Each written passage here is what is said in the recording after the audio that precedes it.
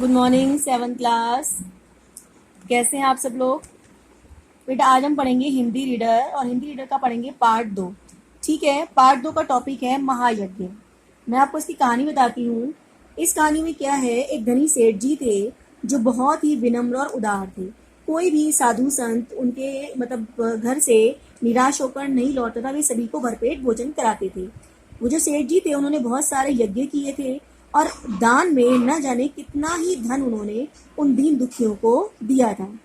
लेकिन अचानक से क्या हुआ, जब दिन बदले तो सेठ जी की हालत बहुत ही पतली होती चली गई। जो उनके साथी वगैरह थे, रिश्तेदार थे, उन्होंने उनसे मुंह फेर लिया और यहाँ तक नौबत आ गई कि जो सेठ जी थे वो भूखे मरने लगे। लेकिन उन दिनों एक कथा प्रचलित थी कि वहां पर क्या होता था कि जो यज्ञ करते थे, यज्ञ को फल का क्रय विक्रय हुआ करता था। ठीक है, जब बहुत ज्यादा तंगी हो गई तो एक दिन उनकी सेनानी ने कहा कि तुम एक काम करो, एक यज्ञ को अपने को बेच डालो। ठीक है, अब सेठ जी ने क्या किया, वो उस यज्ञ को बेचने के लिए तैयार हो गए। अब सेठ ने वहां अपने घर से 25-30 किलोमीटर की दूरी पर एक कुंदनपुर नाम का नगर था।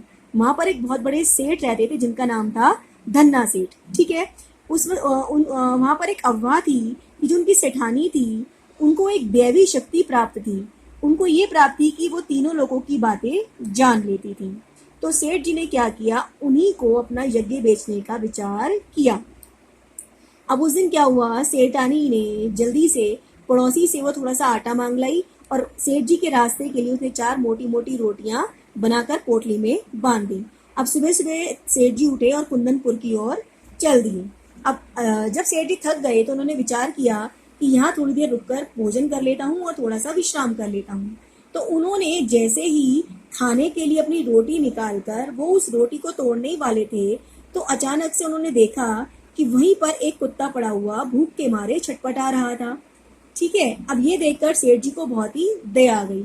उन्होंने क्या किया, उन्होंने एक रोटी निकाली और उस कुत्ते की तरफ डाल दी। अब वो बेचारा कुत्ता भूखा तो था ही, वो धीरे धीरे सारी रोटी खा गया।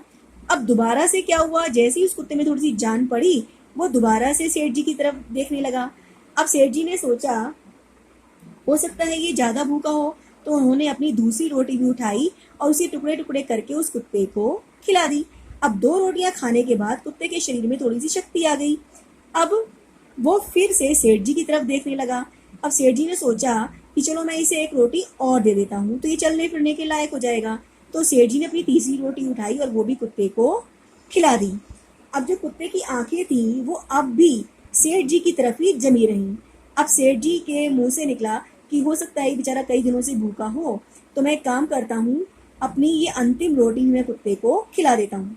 अब क्या किया, जो अंतिम रोटी बची थी वो भी उन्होंने कुत्ते को खिला दी। यानी 4 रोटियां उन्होंने उस कुत्ते को खिला दी और अपने आप वो स्वयं एक पानी का लोटा, 1 लोटा पानी पीकर थोड़ा विश्राम करके वो वहां से अपने रास्ते पर चल दिए। अब वो क्या हुआ, धीरे धीरे पहुंचकर धन्ना सेठ की हवेली पर वो पहुंच गए। तो वहां पहुंचकर उन्होंने सेठ जी से कहा कि मैं संकट में हूँ और मैं एक यज्ञ आपको बेचने आया हूँ।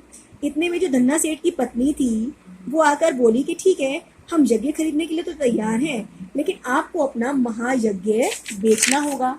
अब वो सेठ जी चौंक गए।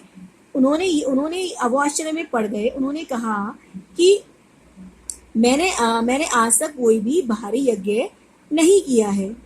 तो सेठानी ने उसे समझाया कि आज आपने क्या किया कि आज रास्ते में 4 रोटियां स्वयं न खाकर आपने सारी की सारी अपनी 4 रोटियां उस भूखे कुत्ते को खिला दी। तो ये महायज्ञ नहीं तो और क्या है। मतलब कुछ पाने की इच्छा से धन दौलत लुटाकर किया गया यज्ञ सच्चा यज्ञ नहीं होता, लेकिन निस्वार्थ भाव से किया गया कर्म वो ही सच्चा महायज्ञ होता है। लेकिन सेठ जी अपना वो यज्ञ बेचने के लिए तैयार नहीं हुए, तो उन्होंने उसका कोई उत्तर नहीं दिया और चुपचाप अपनी पोटली उठाई और हवेली से बाहर आ गई। जब वो अपने घर वापस आए तो सेठ को खाली हाथ वापस आया देखकर जो उनकी पत्नी थी वो उनके ऊपर गुस्सा हुई। तब सेठ जी ने उन्हें अपनी पत्नी को सारी कथा सुनाई। तो जो सेठानी थी तो उसने कहा कि धन्य है मेरे पति। तो सेठानी ने उसके चरणों की धूली को अपने माथे पर लगाया और बोला कि ठीक है भगवान सब भला करेंगे। अब शाम को जब दिया बत्ती का समय हुआ तो सेठानी जो दिया जलाने के लिए उठी तो अचानक से रास्ते में उसे किसी चीज की ठोकर लगी। तो सेठानी ने सेठ जी को आवाज दी कि देखो तो जरा फर्श का एक चौका उखड़ गया है। मतलब फर्श की जो थी वो एक तरफ की जमीन उखड़ गई थी। तो सेठ जी ने क्या किया, उस चौके को ठीक से जमाने के लिए उन्होंने जैसे ही उसके कुंदे को उठाया तो देखा कि नीचे तय खाना था। मतलब तय खाने की सीढ़ियां नीचे की तरफ जा रही थी। तो दिया हाथ में लेकर सेठ और सेठानी उस तय खाने में उतरे। तो वहाँ देखते क्या है कि उतरते ही वहाँ प्रकाश से उनकी आंखें चौंधियाने लगी। मतलब उस तय खाने में छोटे बड़े कलसे कहते हैं घड़े को, छोटे बड़े जो कलसे थे जिनमें सोने चांदी के सिक्के भरे हुए थे। ठीक है, तो इसको देखकर सेठानी ने कहा कि ये आपके महायज्ञ का पुरस्कार है कि आपने मतलब स्वयं भूखे रहकर एक प्राणी की भूख मिटाई, तो ये एक महायज्ञ नहीं तो और क्या है। अब ये सब देखकर सेठ ने मन ही मन भगवान को धन्यवाद किया। ठीक है, अब इस कहानी को ध्यान से एक बार पढ़ना। धन्यवाद।